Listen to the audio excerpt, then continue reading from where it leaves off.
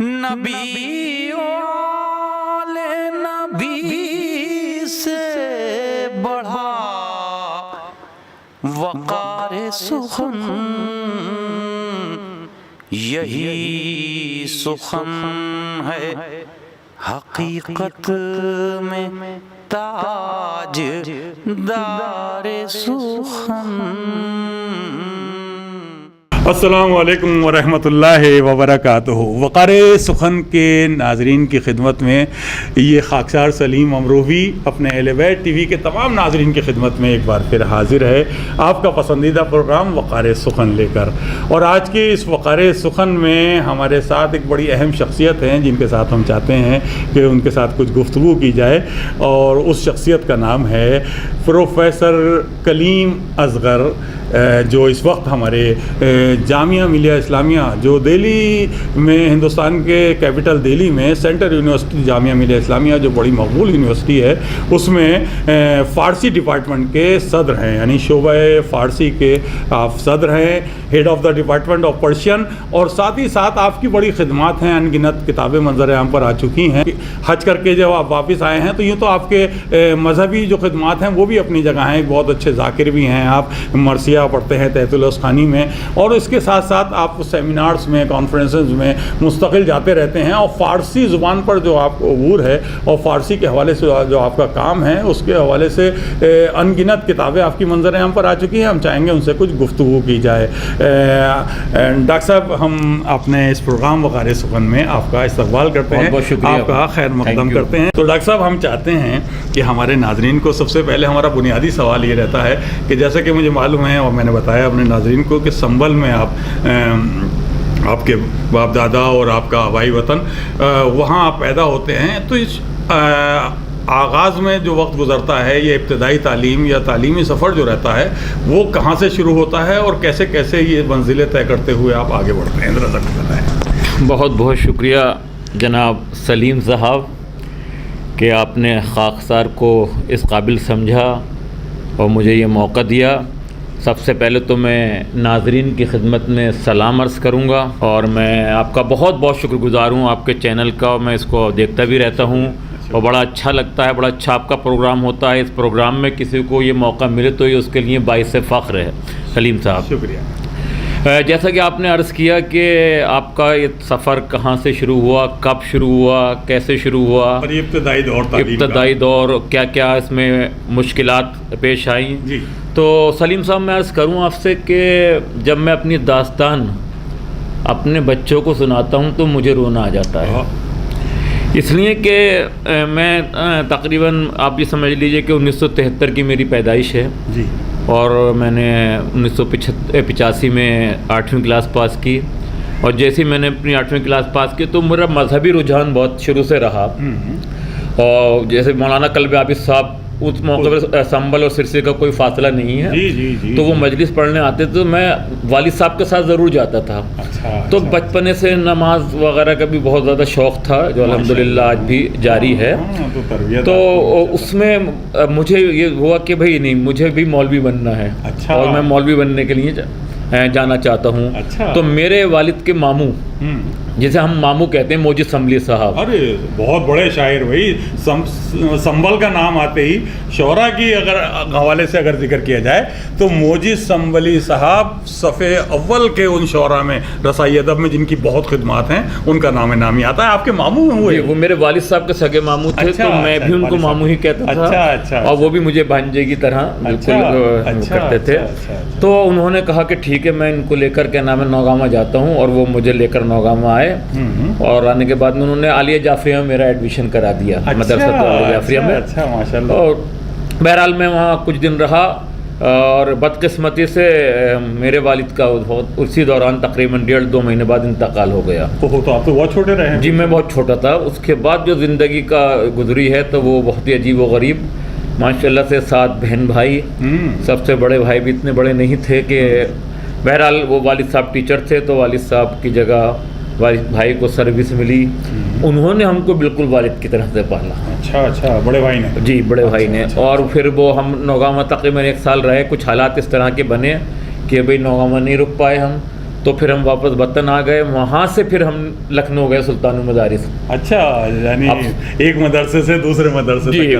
اور اس میں مولانا قبلہ تنویر محترم صاحب مرحوم کا بہت بڑا ہاتھ ہے, وہ ہم کو لے کر نازمیہ آئے.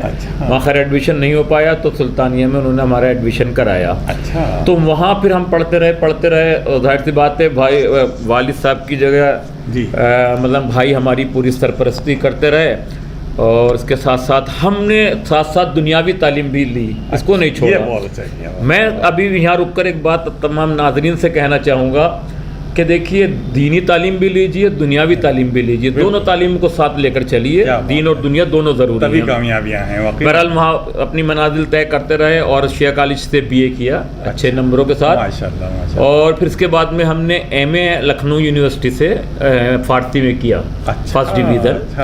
اور اسی دوران ہمارا جو ہے وہ سلیکشن ایران کے لیے ہو گیا PhD کے لیے.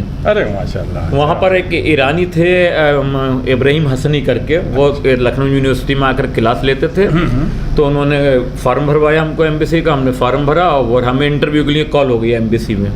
تو ہم انٹرویو دینے کے لیے آئے تو ہم سے فارسی بولنی شروع کی. تو ہمیں فارسی بولنی نہیں آتی تھی. تو کہا جب آپ کو فارسی نہیں آتی تو پھر آپ کیا کریں گے. ہم نے دیکھا اگر ہمیں فارسی آتی ہوتی تو ہم نہیں جاتے ایران. بہرحال وہ ہمارا سلیکشن ہو گیا, اسکالرشپ ملی, ہم ایران چلے گئے اور سلطان المدارس کے سفر کو بھی وہیں پر روکا. اور وہاں جانے کے بعد میں تہران یونیورسٹی میں ہمیں PhD میں ایڈمیشن ملا. ارے واہ. تو ہم نے کہا نہیں, ہم PhD نہیں کریں گے, ہم دوبارہ سے MA کرنا چاہتے ہیں. اچھا, تاکہ بالکل تاکہ ہم اچھی مضبوطی کے ساتھ جو ہے وہ اپنا تھیسس لکھیں. بہرحال سلیم صاحب ہم نے وہاں سے MA کیا, ان سے ریکویسٹ کی, انہوں نے ہماری اسکالرشپ کو بڑھایا. اور MA کرنے کے بعد میں ہم نے PhD کی. اور PhD کے لیے ہم نے جس موضوع کا انتخاب کیا, جب ہم اپنے ٹیچرز ان کے گائیڈنس کے پاس گئے تو ہم نے کہا کہ بھائی ہم یہ موضوع لینا چاہتے ہیں. میں خیر فراموش نہیں کرنا چاہیے پروفیسر ولی اللہ قنصاری کو, جو بھی بات ہے کہ ایک بڑے استاد تھے. تو انہوں نے مجھ سے کہا کہ کلیم اصغر یہ سفینہ خوشگو بندرا بند داس کا لکھا ہوا ایک تذکرہ ہے, آپ اس پہ PhD کیجئے اور اس کو ایڈٹ کر دیجئے. بہت اہم کام تھا وہ, بہت ضخیم کام تھا. جب ہم اپنے اساتذہ کے پاس گئے, ان سے کہا تو انہوں نے دیکھتے ہی کہا کہ کیا آپ زندگی پر ایران میں رہنا چاہتے ہیں. اچھا. وہ بات دل کو ایسی لگی کہ ہم نے کہا بھائی دیکھیے ایران تو نہیں رہنا چاہتے لیکن کام کرنا چاہتے ہیں. کہتے نہیں, یہ ٹیم ورک ہے, یہ آپ کے اکیلے بس کی بات نہیں ہے. اچھا. یہ رکھا ہوا, یہ تہران یونیورسٹی سے یہ چھپ چکا ہے, یہ 2 بار چھپ چکا ہے. تو آپ یقین مانیے سلیم صاحب, ہمیں ایسا لگے اس میں کہ وہ کام کے جو 5 سال بھی مکمل نہیں ہوتا, ہم نے اس کو 18 مہینے میں جو میکسیمم ٹائم تھا, منیمم ٹائم, اس میں مکمل کر لیا. اور ہماری تھیسس 2 جلدوں میں وہاں سے ایران سے ہوئی, اور 2002 کی وہ بیسٹ تھیسس ہوئی جس پہ ہمیں پورے ایران کی بیسٹ تھیسس مانی گئی اور اس پہ ہمیں گولڈ میڈل وغیرہ ملا. کیا بات ہے, دیکھیے کتنی عمدہ بات آپ نے, یہ تو ہماری نالج میں بھی نہیں تھی, ہم نے واقعی اضافہ کیا یہ بہت. یہ دیکھیں یہ محنت کا پھل, اگر ہمت مردہ مدد خدا مدد جبھی کرتا ہے اوپر والے کی. میں ہمیشہ یہی کہتا ہوں کہ اوپر والا جبھی کرے گا جب آپ کی لگن اور آپ کا جوش اور آپ کا ولولہ وہ کام آیا. اس نے پھر وہ جو اتنے کم ٹائم میں اتنی بڑی تھیسس کا لکھ دینا, یہ مذاق بات. میں ہمیشہ یہی کہتا ہوں, میری تھیسس تقریباً 1200 پیج پر تھی, 2 جلدوں میں تھی. اور بہرحال جب ہم لکھنؤ رہے تو ہمارے ساتھ ظاہر سی بات ہے پرابلم تو تھی, اقتصادی مشکلات تھی. ایک مثلاً 7 لوگوں کا خرچہ ایک دم اچانک, وہ بیماری میں, ایسی بیماری میں کہ جس میں کینسر جیسے موذی مرض میں مبتلا تھے, اس میں کافی ہمارے اوپر قرضہ ہو گیا تھا. تو اس میں ہم لکھنؤ میں سلطانیہ میں ان پریشانیوں میں رہتے ہوئے آپ نے یہ اسٹرگل جاری. حقیقت یہ ہے کہ ان پریشانیوں نے ہمیں آج یہاں تک پہنچایا. ارے واہ, کیا میں اکثر یہ کہتا ہوں نہیں بھولنا چاہیے انسان کو واقعی. اگر ہمیں جو ہے وہ کیا نام ہے عیش و عشرت ملتی تو شاید آج ہم یہاں نہیں ہوتے.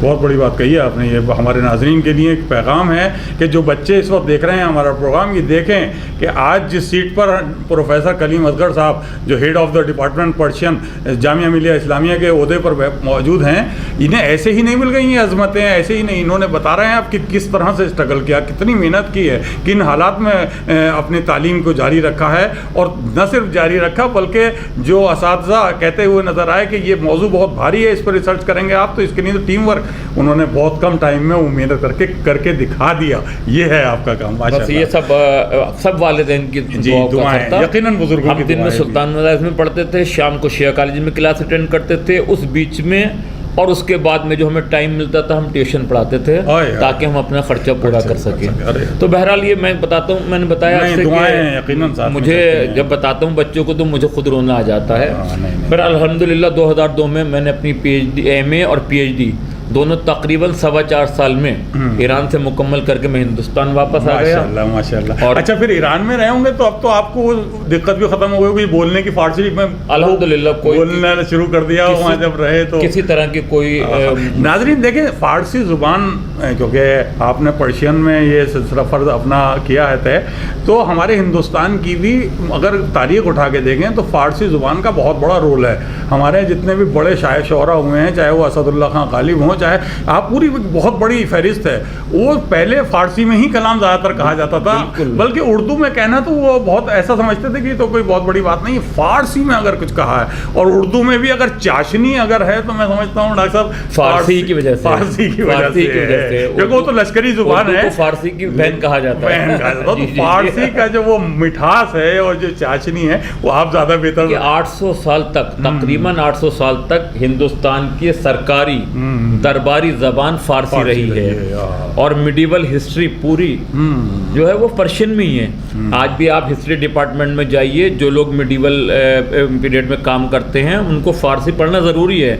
हमारे डिपार्टमेंट में हिस्ट्री डिपार्टमेंट के स्टूडेंट आते हैं जो लोग उसमें मिडिवल हिस्ट्री में काम कर रहे हैं, उनके हम क्लास लेते हैं, उनके हम पूरी तरह से हेल्प करते हैं। हालांकि बहुत सी किताबें तर्जुमा हो गई हैं, लेकिन तर्जुमा है और वो अभी इतना मवाद बाकी है कि आप कितना भी आप कर लीजिएगा उसको नहीं कर सकते। तो 2002 में आप वहाँ से फिर? तो 2002 में मैंने अपनी PhD वहाँ से मुकम्मल की और मैं उधर रेडियो टेलीविज़न में भी जाता था, ट्रांसलेशन करता था।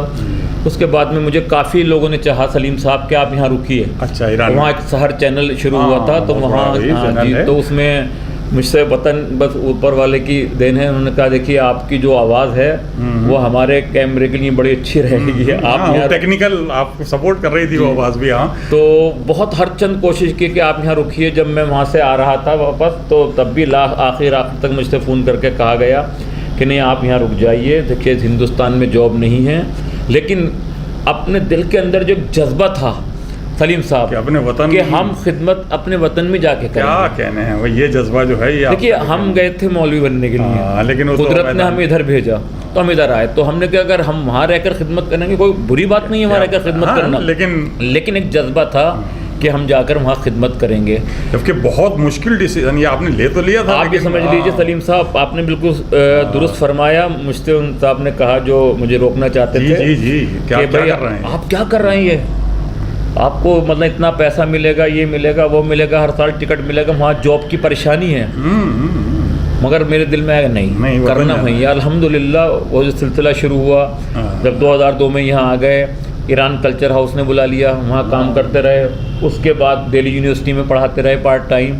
और 2006 में मुझे हुकूमत हिंद की तरफ से राष्ट्रपति अवार्ड, सदर जमहूरिया अवार्ड मिला। अब देखिए 2006 में ही आपको ये राष्ट्रपति अवार्ड मिल जाना मजाक बात नहीं है दोस्तों। और लेकिन ये मेरे लिए एक ऐसा लम्हा था कि मैं इसके बारे में सोच भी नहीं सकता था। यकीनन दुआएं भी और आपकी लगन और मेहनत अल्लाह ताला उसे। और वो सलीम साहब इसी किताब के काम के ऊपर मुझे मेरी थीसिस, मैं वो किताब डॉक्टर साहब को दिखाना चाहता हूँ अपने नाजरीन को भी, ये काम ही ईरानियन पार्लियामेंट से ये 2 बार छप चुकी है। देख रहे हैं ये जो किताब है, ये आपकी मेहनत डॉक्टर साहब की इतने सफ़ात की 2 वॉल्यूम में, यानी इसे लिखने के लिए तस्वुर करो दोस्तों, मैं अपने छोटे भाइयों से बहनों से कहना था, इसे लिखने के लिए कितना पढ़ना पड़ा होगा, कितनी तहकीक कितनी करनी पड़ी होगी, ये तस्वुर करें।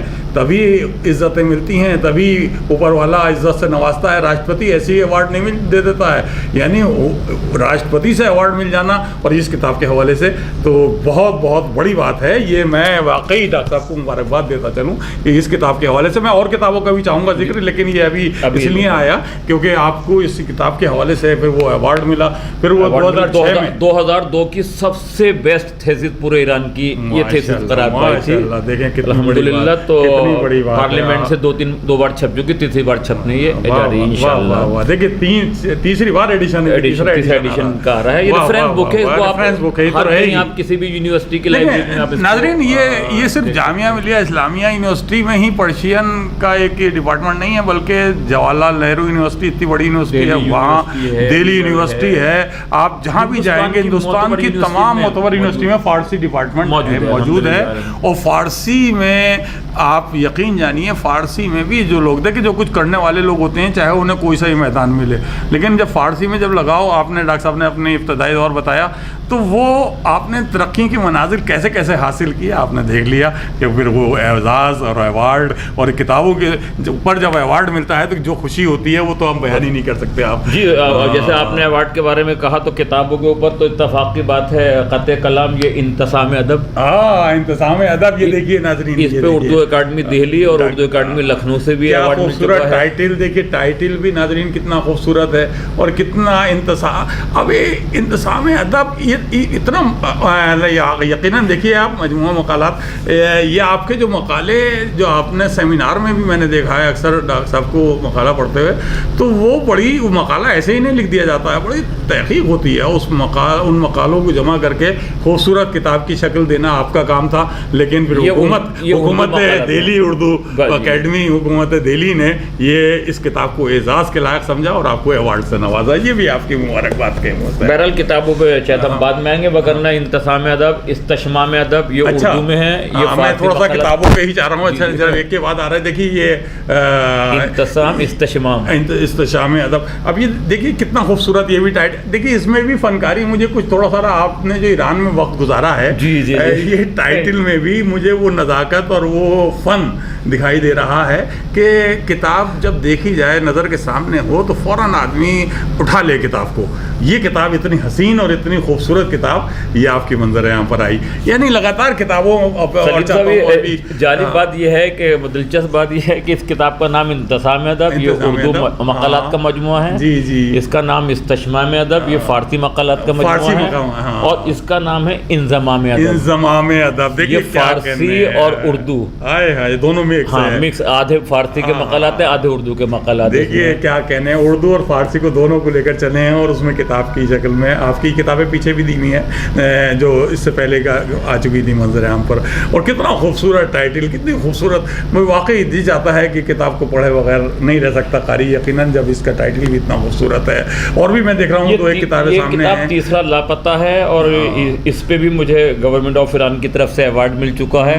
اور یہ انڈین انٹرنیشنل سینٹر میں ایک تقریب ہوئی تھی، اس میں باقاعدہ ایوارڈ دیا گیا تھا. اور یہ ترجمہ کیا ہے میں نے مفقود سیوم کا. اس میں انقلاب کی داستانوں کا ذکر ہے. اگر جب آدمی اس کو پڑھتا ہے تو یقین مانیے بے ساختہ رونے لگتا ہے آدمی کو اس داستان کو. اور اس کی کاپی میرے پاس صرف 2 ہی کاپی بچی ہے. ارے واہ واہ واہ واہ، دیکھیے کیا بات ہے. یہ دیکھیے ترجمہ کرنا ایسا خالی یہی نہیں ہے کہ ترجمہ کر دیا، اسے اس انداز سے کرنا ترجمہ کہ جب اسے آدمی پڑھے قاری تو وہ بالکل اس میں کھو جائے. پروفیسر عراق رضا زیدی صاحب کا اس کے اوپر مقدمہ لکھا ہوا ہے، بڑا اچھا مقدمہ لکھا ہے. کیا بات ہے. پروفیسر عراق رضا زیدی صاحب کو بھی آپ نے یاد کیا، اس بات بڑے کرم فرما رہے. وہ بھی اس سیٹ پر رہے ہیں آپ کے، سے پہلے صدر شعبہ فارسی جامعہ ملیہ اسلامیہ. بڑی ان کی خدمات ہیں، بہت اچھے شاعر، بہت بڑے ادیبوں میں ان کا نام آتا ہے. ایک کتاب ابھی مجھے سامنے، فولادی آنسو. کیا کہنے ہیں، یہ فولادی آنسو ہے، یہ بھی اردو سے. فولادی آنسو دیکھیے کیا عمدہ نام ہے. ٹائٹل دیکھیے اور کتنا خوبصورت اس کا یہ ٹائٹل کتاب. اور دیکھیں آپ فولادی آنسو، یہ بالکل ایک انوکھا ٹائٹل ہے. یہ بھی فارسی داستانوں کا اردو میں ترجمہ ہے، اور خاص طور سے کربلا سے متعلق جناب علی اصغر کے سے متعلق جو داستان ہے، اگر آپ اس کو پڑھیں گے تو ایسا لگے گا کہ جیسے آپ بھائی آپ نے جو فولادی آنسو جو ٹائٹل دیا ہے اور پھر جناب حضرت علی اصغر کا آپ نے اس کے حوالے سے دیا کہ اصل اس کا نام اشک فولاد تھا. اچھا، اس کو ہم نے اردو میں فولادی آنسو ہو گیا. اور اشک فولاد سے فولادی آنسو اس کا وہ ہے. دیکھ کتنی پیاری کتاب. اور یہ ڈاکٹر صاحب کا کام، اتنی کتابیں ہیں کہ یہ بہت ضخیم کتاب رکھی ہے. یہ میں آپ کو خدمت میں عرض کروں جناب سلیم صاحب، یہ وچن ہے. اچھا اچھا. اور یہ کنڑ جو ادب ہے، مذہبی لٹریچر ہے، اس کا یہ ترجمہ ان کی ایک کمیٹی ہے بسوا سمیتی کر کے، جس کے پریسیڈنٹ بی ڈی جیٹلی صاحب تھے، جو پریسیڈنٹ آف انڈیا رہے ہیں. ان کے صاحبزادے اس کے آج کل وہ ہیں اس کے پریسیڈنٹ ہیں. انہوں نے اس ادب کو، ان کے تقریباً 2500 اقوال ہے کہ پیغمبروں کے جو ہیں، تو ان کو مختلف زبانوں میں ٹرانسلیٹ کرایا ہے. تو اس میں یہ وچن کافی ضخیم ہے. اس میں ہم نے اور پروفیسر عراق رضا زیدی صاحب، دو، ایک صاحب اور کشمیر سے ہیں پروفیسر جان صاحب، تینوں نے مل کے اس کام کو انجام دیا ہے. کام ہی ایسا لگ رہا ہے کہ صاحب یہ آسانی سے ہاتھ میں سنبھالے بھی نہیں سمجھ لے. اور یہ وچن ہے، وہی وچن کو سنبھالنا بھی آسان نہیں ہوتا، اور اتنا عمدہ کام. ڈاکٹر صاحب کے یہ کام ایسے ہیں کہ ایک ایک کام پر اگر ہم گفتگو کریں تو پورا ایپیسوڈ اس میں ہم پورے چلا جائے گا سارا وقت، کیونکہ کام ہی ایسے ہیں، کام بولتا ہوا نظر آتا ہے. یہ کتابیں، کچھ کتابیں ایسے سامنے رکھی تھی، میں نے ڈاکٹر صاحب سے کہا کہ یہ ان کتابوں پر تھوڑا بہت آپ اپنا تھوڑا سارا بتائیے گا کہ کب کس موضوع پر آئی اور کیسے کیسے آئی. آپ کو راجپتی ایوارڈ ملا، اور پھر اردو اکیڈمی اور مختلف اعزازات، اور ایران تک سے سعدی ایوارڈ، شیخ سعدی ایوارڈ. دیکھیے ایسے نہیں دیتا ایران، تو فن کے معاملے میں ایران میں بڑا قدرداں ہے، وہاں آسانی سے اعزاز بھی نہیں دیتے. بہت بڑا اعزاز ہے یہ شیخ سعدی اعزاز مل جانا یقیناً آپ کا وہ کام تھا جس کے لیے مجبور ہو جاتے ہیں لوگ کہ آپ کو اعزاز دیا جائے، آپ کو ایوارڈ دیا جائے. اور جب اس طرح سے ایوارڈ حاصل ہو، اعزاز ملے، تو یقیناً اپنے بزرگوں کو یاد رکھنا چاہیے کہ ان کی دعائیں ہیں اور آپ کی محنت رہی. آپ دیکھیے میری کتابوں میں بیشتر میرے والدین کے نام انتصاب ہے، یا کتاب پروفیسر امیر حسن عابدی صاحب، کیونکہ بابا فارسی کہلاتے تھے. تو ہمیں کبھی بھی اپنے فیلڈ کے لوگوں کو نہیں بھولنا چاہیے، اپنے اسلاف کو نہیں بھولنا چاہیے کہ میں نے ایک کتاب ان کے نام جو ہے انتصاب کیا ہے، باقی اپنے والدین وغیرہ کے نام، تاکہ یہ ایک سلسلہ رہے. کیونکہ آج ہم جو کچھ ہیں سلیم صاحب، وہ والدین کے ہی. وہ تو میں دیکھتا ہوں. دیکھیں ناظرین، ڈاکٹر صاحب کو اکثر دیکھا ہے. میں ایک چیز اور بتاتا چلوں آپ کو. اس وقت دوران گفتگو مجھے یاد آیا، ڈاکٹر صاحب بہت اچھی تحت اللفظ مجلس بھی پڑھتے ہیں، یعنی تحت اللفظ مرثیے. اور آپ کے خود کچھ چنندہ مرثیے ہیں جن پر آپ یہ سوچتے ہوئے پڑھتے ہیں کہ مجھے روایتی مرثیے نہیں پڑھنے ہیں، وہ میر انیس و دبیر کو اور ان کو جوش کو اور لوگ بہت پڑھ رہے ہیں. آپ جدید مرثیہ پڑھتے ہیں زیادہ تر. اس میں خصوصی طور سے میں نے ڈاکٹر عظیم امروی اپنے بڑے بھائی کا ابھی تک ماں کے عنوان کا مرثیہ جو ہے وہ تو آپ بہت پڑھتے ہیں. حسین اور عصر حاضر اتحاد ہے، آپ نے پڑھا. حسین اور اتحاد. یہ موضوعات جو ہیں یہ پیغام دیتے ہوئے نظر آتے ہیں ممبر سے. تو آپ سوچتے ہیں کہ بھائی ٹھیک ہے، کیوں نہ اپنے والدین کے اصالِ ثواب کی مجلس بھی کی جائے، تو اس میں اس طرح کے مرثیے پڑھ کر پیغام پہنچایا جائے. اور آپ کی آواز کنک، مطلب اس کی کھنک جو ہے آواز میں، وہ آپ اندازہ لگا رہے ہوں گے کہ ایران ٹی وی وغیرہ ایسی نہیں کہہ رہا تھا. وہ آواز پھر وہ جب ممبر سے گونجتی ہے تو خوبصورت مرثیے کی ادائیگی میں بھی بڑا اہم کام رول ادا کر رہی ہوتی ہے. تو والدین کے حساب سے آپ نے بتایا کہ والدین کے لیے انتصاب کیا ہم نے کتابوں پر، اور انہی کی دعائیں ہیں. اور یہ سلسلہ اس طرح سے چلا کہ آپ نے کچھ عرصہ جاب کی ہے میرے خیال سے دہلی یونیورسٹی میں پڑھایا. میں نے تقریباً 3 سال تک وہاں پڑھا.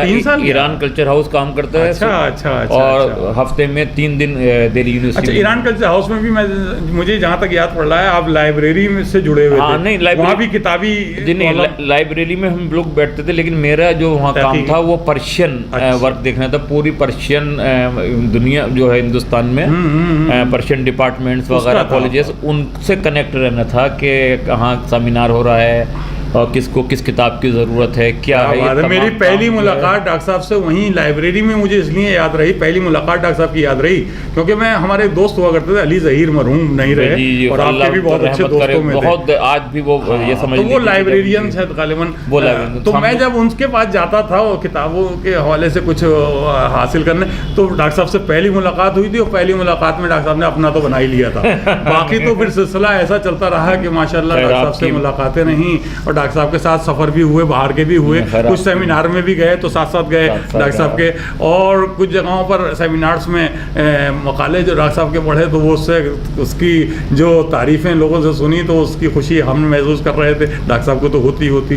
تو مسلسل ہم دیکھتے ہیں کہ تمام کانفرنسز اور یہاں سے اس یونیورسٹی کی نمائندگی کرنا یہ ایک بہت بڑی بات ہوتی ہے. یونیورسٹی کی نمائندگی دیگر یونیورسٹیوں کے سیمینارز میں، دیگر شہروں میں جا کر کرنا پڑھنا اور اس میں پھر مقالہ پیش کرنا، اور بہت مشکل کام ہوتا ہے، اس کے لیے وقت کہاں سے نکال لیتے ہیں ڈاکٹر صاحب آپ؟ یہ تو آپ اتنا، یہ جو آپ کو جو سیٹ ملی ہوئی ہے یہ تو اتنا آپ کو بزی رکھتی ہے کہ آپ کو میں سمجھتا ہوں چھٹی یہاں سے یونیورسٹی بند ہو گئی لیکن آپ کا کام جاری رہتا ہے. نہیں، حقیقت یہ ہے کہ جو ہم لوگوں کی لائن ہے نا اس میں یہی ہے کہ یہاں یونیورسٹی میں تو ہم یونیورسٹی کا کام کرتے ہیں بیٹھ کے صبح سے شام تک، اور یونیورسٹی کام کچھ گھر بھی کرتے ہیں، لیکن جو اصل تحقیقی کام ہوتا ہے وہ گھر پر جا کر ہوتا ہے. اکثر میں سلیم صاحب آپ کو ایک بات بتاؤں، اکثر لوگ کہتے ہیں کہ آپ تو 6 بجے کے بعد فری ہو جاتے ہیں، تو میں کہتا ہوں کہ ہو سکتا ہے کہ ڈپارٹمنٹ میں مجھے ٹائم مل جائے، لیکن گھر جانے کے بعد میں ایک تو گھر کی دنیا، اس کے علاوہ یہ جو کتابیں آپ دیکھ رہے ہیں یہ یونیورسٹی میں بیٹھ کے نہیں لکھی جاتی، آپ لکھ بھی نہیں سکتے یہاں بیٹھ کر، کیونکہ یہاں کی ذمہ داریاں اتنی ہیں، اور ان ذمہ داریوں سے گھر میں جو ایک لائبریری اپنی پرسنل بنی ہوئی ہے جو گوشہ ہے وہ بڑا آپ کو مصروف رکھتا ہے، یہ کام وہیں کرنا پڑتا ہے. تو ہماری تو اصل جاب اگر دیکھا جائے تو 2 جابیں ہیں ہماری، ایک یہاں آفس میں رہ کر اور ایک اصل میں گھر جا کر، کہ جب ہم رات بھر تک پڑھتے رہتے ہیں، ادھر سے آوازیں آتی ہیں بچوں کی، اہلیہ کی، کہ ابھی سوئیے گا نہیں، تو اس میں ہم غصے میں ہو کے کہتے ہیں اگر ہم سو گئے تو پھر کتابیں کہاں سے آئیں گی؟ کیا کہنے ہیں، ہمیں تو خود نہیں سونا، سب کو جگانا بھی ہے جو سو رہے ہیں. کیا بات ہے آپ کا، ایک دن بھی اگر آپ نہیں پڑھیے نا، مجھے ایسا لگتا ہے کہ شاید آج کے دن کا حساب ہم نہیں دے سکتے اوپر والے کو. کیا بات ہے، دیکھیے کتنے عمدہ ناظرین ڈاکٹر صاحب نے ایک بات کہی. پروفیسر کلیم اصغر صاحب صدر شعبہ فارسی جامعہ ملیہ اسلامیہ ہم سے گفتگو کر رہے ہیں، ان کی کتابوں کے حوالے سے گفتگو ہوئی. مجھے اپنا ایک شعر یاد آ گیا، اور شاعر موقع نہیں چھوڑتا ہے، موقع مل جائے وہ اپنا ایک شعر پڑھ دے. میرا ایک شعر ہے کہ اس سے پہلے کہ کچھ لکھا جائے پہلے تھوڑا سا پڑھ لیا جائے. تو جب تھوڑا سا لکھنے کے لیے تو تھوڑا سا پڑھنا ضروری ہے، تو اتنا لکھنے کے لیے کتنا پڑھنے کی ضرورت ہوگی ناظرین آپ سوچ سکتے ہیں. تو آپ کی زندگی اوڑھنا بچھونا یہ پڑھنا پڑھانا اور لکھنا ہی ہو گیا. تو اس کے لیے آپ وقت نکالتے ہیں. اس کے ساتھ ایک بات میں اور شیئر کرتا چلوں ناظرین. تو ڈاکٹر صاحب کی شخصیت کے بہت سارے پہلو ہیں جن کا ذکر میں کرنا چاہ رہا ہوں، کہیں میرے ذہن سے نہ نکل جائے. آپ اتنے مصروف ہونے کے باوجود یونیورسٹی کی ذمہ داریاں، وائس چانسلر بلا رہے ہیں، ڈین بلا رہے ہیں، یونیورسٹی کے اسٹوڈنٹ سے بھی ملنا ہے، یہ ساری چیزیں دیکھتے ہوئے لیکن میں نے جو مجھے کانفیڈنس ہوتا تھا نا کہ ایک وقت تو ایسا ہے کہ ڈاکٹر صاحب سے ملاقات میری آج ہونی ہے، وہ ہے جمعے کی نماز. کبھی ڈاکٹر صاحب نے جمعے کی نماز ترک نہیں کی، چاہے وہ کوئی بھی کام ہو. اگر اس وقت بارش ہے، طوفان ہے، آندھی ہے، یا کوئی بھی حالات ہیں، اگر آپ ڈاکٹر صاحب دلی میں ہیں تو یہاں پر مسجد میں نماز پڑھتے ہوئے جمعے کی نظر آ جائیں گے اور ڈاکٹر صاحب سے ملاقات ہو ہی جاتی ہے. یہ بھی میرا ایک دل میں آیا کہ یہ بات بھی آپ سے شیئر کروں. بہت ضروری چیز ہے. دیکھیے سلیم صاحب، حقیقت یہ ہے کہ یہاں پہ کتنی بھی ضروری میٹنگ چل رہی ہو، اپنی ذمہ داریوں کو اس جگہ تھوڑی دیر کے لیے متوقف کر کے کہ بھائی اس کو ہم بعد میں کنٹینیو رکھیں گے. تو یہ سب چیزیں جو ہے میں تو خود کہتا ہوں کہ جب آپ اللہ کو ایسے وقت میں سب جگہ بالکل یاد کیے ہوئے تو اللہ کیسے بھول جائے گا؟ دیکھیے تو ہمارا فرض ہے کہ جب وہ خدا ہم کو کہیں فراموش نہیں کر رہا، اب ایک ہم کیا ہیں، کچھ بھی نہیں ہے اس کے بغیر. اس نے ہمیں اتنا سب کچھ دیا ہے کہ ہم اس کے آگے سجدہ نہیں کر سکتے. کیا کہنے ہیں. تو یہ تو بہت بڑی بات. اور ڈاکٹر صاحب کو ساتھ میں دیکھتا ہوں میں کہ پھر مجالس میں بھی آپ پوری طرح سے شرکت کرتے ہیں، وہ پوری کوشش کرتے ہیں کہ محفلیں ہی تو اب سائی رات کی محفلیں ہونے لگتی ہیں، لیکن اس میں سائی رات تو ڈاکٹر صاحب نہیں بیٹھ پائیں گے جب اتنے مصروف ہیں، لیکن جانا نہیں چھوڑتے ہیں، چاہے وہ تھوڑی سی حاضری ضرور لگے. اگر مولا کی بارگاہ میں کوئی محفل ہے مولا کے ذکر سے، تو ذکر اہل بیت کا کوئی لمحہ خالی نہیں چھوڑنا چاہتے ڈاکٹر صاحب. دیکھیے انسان کو سلیم صاحب اپنی زندگی کو کئی حصوں میں تقسیم کرنا چاہیے. جی. جہاں آپ آفس کا کام کرتے ہیں وہ آپ کی ایک ذمہ داری ہے، وہ بھی پوری طرح سے اس کی ذمہ داری رکھنی چاہیے. پھر سوشل زندگی کو بھی اپنے ساتھ لے کر چلنا چاہیے، اور اس کے ساتھ ساتھ مذہبی پہلوؤں کو بھی نہیں بھولنا چاہیے. جو مذہبی زندگی ہے، اچھا مذہب صحیح معنوں میں سکھاتا ہی ہے کہ آپ کے اوپر جو ذمہ داری ہے اس کو پوری طرح ادا. میں حیرت کرتا ہوں کہ لوگ کہتے ہیں کہ نا ہمیں بالکل ٹائم نہیں ملتا. ٹائم ملتا نہیں ہے، ٹائم نکالنا پڑتا ہے. ہم کیسے آئیں، ہم کیسے کہیں جائیں، سب چیزیں ممکن. اگر آپ نے اپنا پروگرام، میں یہ ایک پیغام بھی دینا چاہ رہا ہوں، اگر آپ نے اپنی زندگی کا ایک لائحہ عمل بنا لیا ہے، برنامہ سیٹ کر لیا جس کو ہم کہتے ہیں، ٹائم ٹیبل سیٹ کر لیا ہے، پھر آپ اگر اس سے ہٹیں گے نا تو پھر آپ کو اچھا نہیں لگے گا بالکل. کیا بات. میں اپنی زندگی کو جو ہے وہ میں روز سوچتا ہوں صبح کو کہ آج کیا کیا کام کرنے ہیں، کیسے کرنے ہیں. اگر کسی کے آپ جیسے آپ نے ذکر کیا مجلس ہے یا محفل ہے تو اس کے لیے بھی ٹائم نکالنا ہے. اگر رات کو مجھے 2 گھنٹے پڑھنا ہے تو 1 گھنٹے کسی پروگرام میں شرکت کرنی ہے تو اس 1 گھنٹے کو کہاں ہمیں ایڈجسٹ کرنا ہے، وہ ہنر ہمیں آنا چاہیے. بہت اچھی بات آپ نے ہمارے ناظرین کو ایک بہت عمدہ پیغام آپ نے دیا ہے کہ آپ نے اس کے ساتھ پورا پلان کر کے آپ کو کہاں سے کہاں ایڈجسٹ کرنا ہے وہ آپ کو، وگرنہ وہ چیز اگر جو آپ کی 1 گھنٹے کی آج رہ گئی تو وہ کل 2 گھنٹے میں بدل جائے گی، وہ پھر آپ کو سیٹ کرنا بڑا مشکل ہو جائے گا، منظم کرنا بہت مشکل ہو جاتا ہے. تو زندگی جو ہے سب چیزیں چلتی ہیں ساتھ میں. دیکھیے دنیا داری بھی چلتی ہے، دینداری بھی چلتی ہے، آفس بھی چلتا ہے، سب کچھ چلتا ہے، مگر آپ کو اپنا پروگرام سیٹ کرنے کی ضرورت ہے. کیا بات ہے، کتنی عمدہ بات کی ڈاکٹر صاحب نے. دیکھیں سب سے بنیادی بات یہی ہے کہ آدمی بیلنس کر کے چلے. بالکل بالکل بہت عمدہ آپ کی بنیادی بات یہی ہے، بیلنس کر کے چلے. دیکھیں اگر مذہبی ایسا نہیں ہے کہ آپ، میں نے کہا کہ بڑے نمازی ہیں ڈاکٹر صاحب، بڑے مذہبی پروگرام میں جاتے ہیں، تو اس کا مطلب یہ نہیں ہے کہ اپنے فریضے سے ہٹ رہے ہیں. وہاں پر بھی آپ یعنی ٹائم آفس کے ٹائم نمٹ گیا ہے، لیکن پھر بھی آفس کا کام ہے تو آپ لگے ہوئے ہیں، کیونکہ یہاں کام کرنا ہے، یہاں ڈیوٹی ملی ہوئی ہے. تو وہاں بھی پوری طرح سے اپنا فریضہ پوری طرح سے انجام دیتے ہوئے نظر آتے ہیں. اور یہی مذہب کہتا ہے کہ جہاں آپ کام کر رہے ہیں، جو آپ کے پاس ذمہ داریاں ہیں، جو بچوں کی ذمہ داریاں ہیں وہ پوری طرح سے نبھائیے، جو آپ کو والدین کی ذمہ داری ہیں وہ پوری طرح سے نبھائیے، جو آپ جاب جہاں کر رہے ہیں، جہاں ملازم ہیں آپ، وہ پوری طرح سے نبھائیے. اسی طرح سے اس کا شکر ادا کرنے اوپر والے کا بھی جائیے. وہی آپ نے اس طرح سے ادا بھی کیا، اور بڑا عمدہ بات آپ نے کہی. وقت بڑی تیزی سے ڈاکٹر صاحب گزر گیا اور ہم چاہ رہے تھے آپ سے بہت کچھ گفتگو کرنا، لیکن اب وقت اجازت نہیں دے رہا کہ آپ سے جی تو بہت چاہ رہا تھا. لیکن کچھ ہمارے نوجوان ایسے ہیں، کچھ بچے ایسے ہیں جو ڈاکٹر صاحب جنہیں یہ شکایت رہتی ہے کہ ہمارے حالات ایسے نہیں ہیں، ہم کس ڈپارٹمنٹ میں جائیں، کیا کریں، بڑے مایوس ہو جاتے ہیں بچپن میں ہی کہ ہم. لیکن آپ کی سیرت جو میں نے آپ کی جو آپ نے اپنا پورا دور اپنا جو ابتدائی تعلیم سے لے کر اب تک کا سنایا ہے، وہ ایک پورا ایک مثال ہے ان لوگوں کے لیے کہ مایوس نہیں ہونا چاہیے، آدمی کو کچھ نہ کچھ کرنا چاہیے، کچھ نہ کچھ کرنا چاہیے. میں آپ سے یہ کہتا ہوں سلیم صاحب، آپ بالکل یہ آپ کا حق ہے کہ آپ کس فیلڈ میں جائیں، یہ آپ کو انتخاب کرنا ہے. لیکن کوئی بھی فیلڈ جو ہے وہ بری نہیں ہوتی ہے، کوئی بھی فیلڈ جو ہے کسی سے کم نہیں ہے. آپ کسی بھی فیلڈ میں چلے جائیے، آپ جس فیلڈ میں بھی جائیں اس میں فن کے ماہر بنے. بس بہت اچھا، بہت اچھی بات کہی آپ نے. عام طور سے لوگوں کے ذہن میں آتا ہے کہ مثلاً یہ اردو، فارسی، یہ سوچتے ہیں کہ ایسی سبجیکٹ ہے. نہیں، اگر آپ اس میں جائیے اور اس میں آپ محنت کریں گے تو آپ اپنا ایک مقام بنائیں گے. آپ دیکھیے آج ہماری فارسی کی دنیا سے آپ دیکھیے لوگ وائس چانسلر بننا ہے. خود ہماری یونیورسٹی میں پروفیسر مظہر آصف صاحب فارسی سے ہی ہیں، وہ وائس چانسلر ہیں. پروفیسر عین الحسن صاحب آپ دیکھیے وائس چانسلر رجسٹرار ہیں، مانو میں ہیں، حیدرآباد میں ہیں. تو پرشین کے پرشین کے ہی ہیں. تو پرشین تو ایک ایسی زبان ہے کہ اس کے بغیر تو ہم ہندوستان میں چل ہی نہیں سکتے. کیا بات ہے، دیکھیے اس زبان میں رہ کر اور پھر کیسے کیسے طرح، اور ادھر اردو کی شیرینی، اس سے تو آپ بچ ہی نہیں سکتے. سمجھے؟ بالکل بالکل بالکل. تو کوئی فارسی والوں کے لیے تو اردو ایسا ہے کہ وہ تو بالکل وہ تو اس کی ظاہر سی بات ہے کہ اسی کے سے نکلی ہوئی ہے. بالکل بالکل. تو اگر آپ انجینئرنگ میں جاتے ہیں یا میڈیکل فیلڈ میں جاتے ہیں تو وہاں کچھ مطلب لائن زیادہ لگی ہوئی ہے. اگر ہمارے ہاں فرض کیجئے ہیومینٹیز میں ایک پوسٹ آتی ہے، اس پہ 10 کینڈیڈیٹ ہے، تو اگر اس میں انجینئرنگ میں 5 پوسٹیں آ رہی ہیں تو اس پہ آپ کو 5000 اسٹوڈنٹ ملیں گے. یہ فرق دکھ جائے گا. تو اگر آپ کو اپنا ذہن جو ہے وہ ذہن سازی کرنی ہے کہ آپ کو کیا کرنا ہے، اور جب کسی بھی میدان میں جائیں تو آپ اس میں بالکل فل ہو کے رہیں. بہت اچھی بات، بہت سمجھے، پوری طرح سے. پھر آپ لوگ آپ کے پیچھے گھومیں گے. کوئی ڈپارٹمنٹ چھوٹا نہیں ہوتا ہے، کوئی بھی چیز چھوٹی نہیں، کوئی سبجیکٹ چھوٹا نہیں ہے، کوئی ڈپارٹمنٹ چھوٹا نہیں ہے، اور کوئی انسان چھوٹا نہیں ہے. ہاں یہ بھی یہ کہنا کہ انسان چھوٹا، کوئی چھوٹا نہیں ہے، کوئی کام چھوٹا نہیں ہے. انسانوں میں سے ہی لوگ پرائم منسٹر بنتے ہیں، انسانوں میں سے لوگ جو ہیں وہ راشٹرپتی بنتے ہیں، انہیں سے مکھیہ منتری بنتے ہیں، انہیں سے IAS بنتے ہیں، انہیں سے IPS بنتے ہیں، انہیں سے پروفیسر بنتے ہیں، انجینئر بنتے ہیں، انہیں سے پیون بنتے ہیں. کوئی چھوٹا نہیں ہے. بغیر پیون کے آپ کی زندگی نہیں ہے، اور بغیر افسر ہوگا آپ کی زندگی نہیں. کام سب برابر ہیں، کسی کام کو چھوٹا نہیں سمجھنا چاہیے. جس فیلڈ کا بھی آپ انتخاب کیجیے، یہ بہت اچھی بات اس میں جو ہے آپ محنت سے کام کیجیے انشاءاللہ.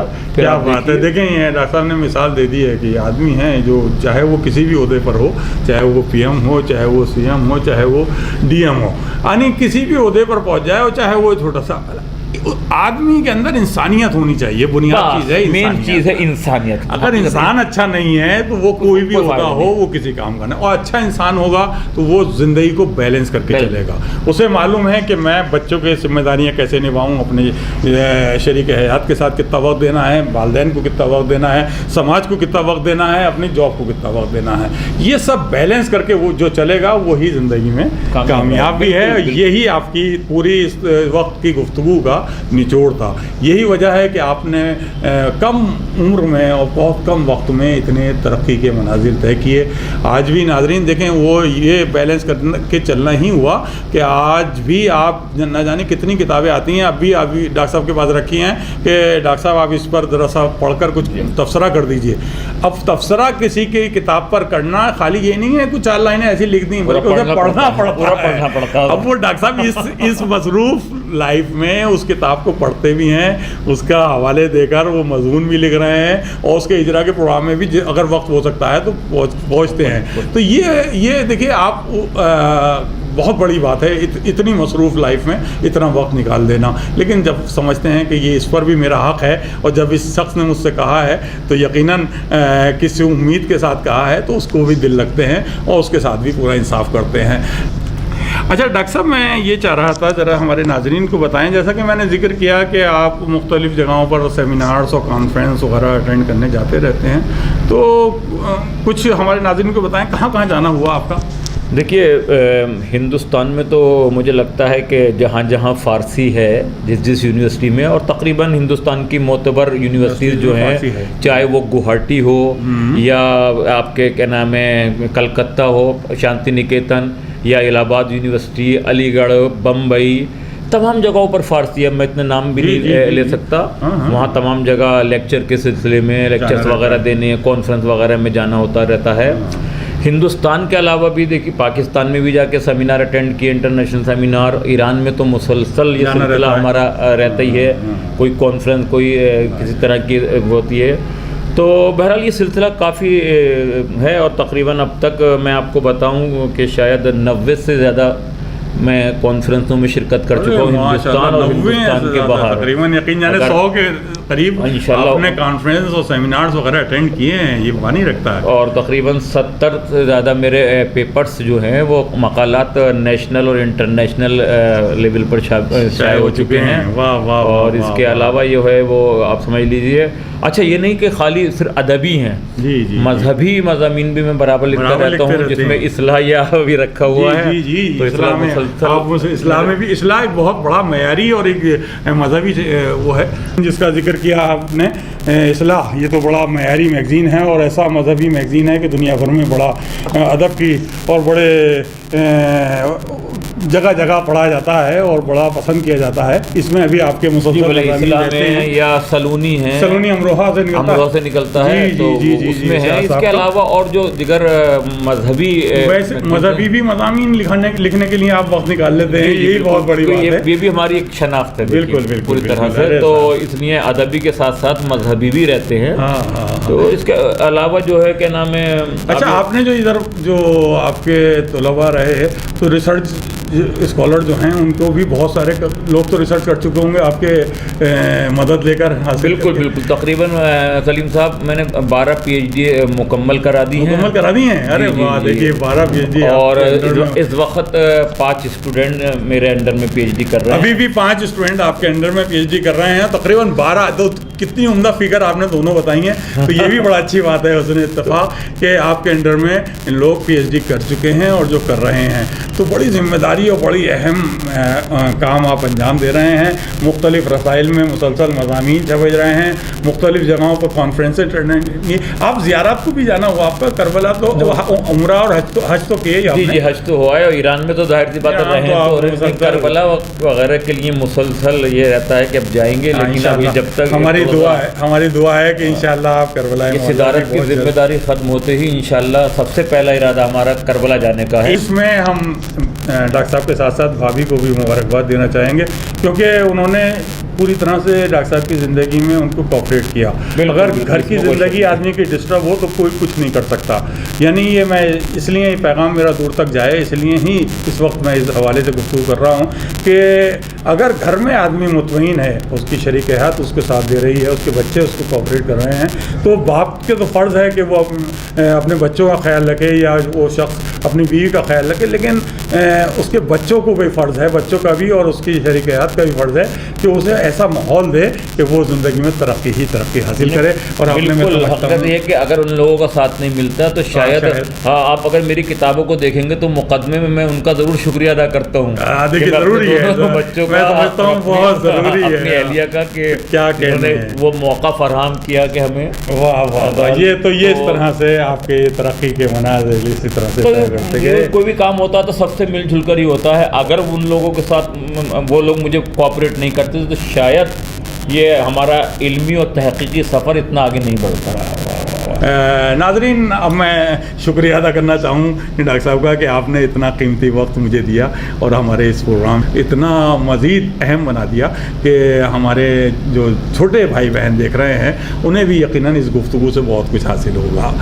بہت بہت شکریہ سلیم صاحب, آپ کا بہت بہت شکریہ کہ آپ نے ذرے کو اس لائق سمجھا. بہرحال یہی ہے کہ میں آپ کا بہت بہت شکر گزار ہوں اور انشاءاللہ آپ کا یہ پروگرام یہ اور زیادہ ترقی کرے اور انشاءاللہ آپ کے ناظرین جو ہیں وہ آپ سے ظاہر زیادہ, میں نے بھی بہت سے پروگرام دیکھے, مجھے بڑا اچھا لگتا ہے آپ کے پروگرام کو. اور بہرحال میں ایک بار پھر شکر ادا کرتا ہوں آپ کا. تھینک یو, خدا حافظ. تو ناظرین, اب یہ خاکسار سلیم امروی آپ کا میزبان آپ سے اجازت لیتا ہے. وقار سخن کے اگلے ایپیسوڈ میں آپ سے پھر ملاقات ہوگی, تب تک کے لیے اجازت دیجیے. السلام علیکم ورحمۃ اللہ وبرکاتہ.